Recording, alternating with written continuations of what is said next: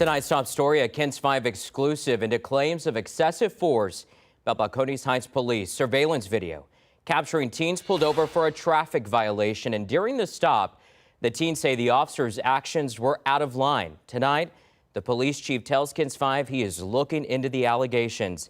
Now, the two young men spoke exclusively with KENS 5 reporter Megan Drena. And Megan, the teens say that this all started over a broken headlight.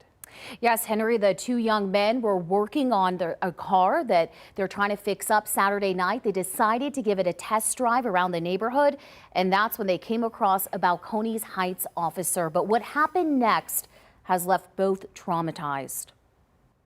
We were on Fredericksburg at a stop sign, and a cop, I turned right, and that's when I seen that cop make a fat U-turn. It's about 11:30 Saturday night, and 18-year-old Jaden Zimmerly is behind the wheel in Balcones Heights. His friend Giovanni Ramirez, also 18, was riding along. They say they noticed the cop car was following them. But I see him excessively speeding to me, so I know he's about to light me up. Zimmerly says he followed advice his mom had given him in the past to put on his hazard lights and drive to a safe location before pulling over. So he drove less than a mile home. We get to my house, I pull in. I'm not speeding at all. Balcones Heights Police Chief John Jahanara told me over the phone his officer claimed the driver was evading him. The officer then draws out his weapon. The chief also added dash camera video did confirm the hazard lights were on.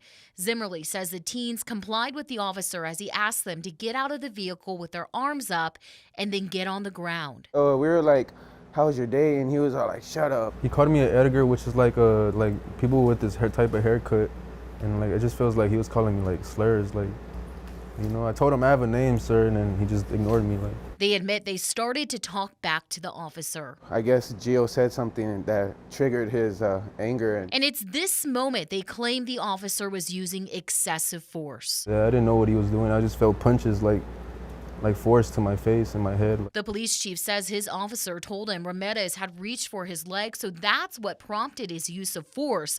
But the chief added the body camera video didn't capture a leg grab. Ramirez says it didn't happen. All while this was going on, Zimmerly's father, who was outside the home, was also placed in handcuffs. So I thought we were gonna go to jail. But then they say things started to de-escalate. Eventually, they were all let out of their handcuffs, and Zimmerly was ticketed for driving without insurance. He was just out of pocket.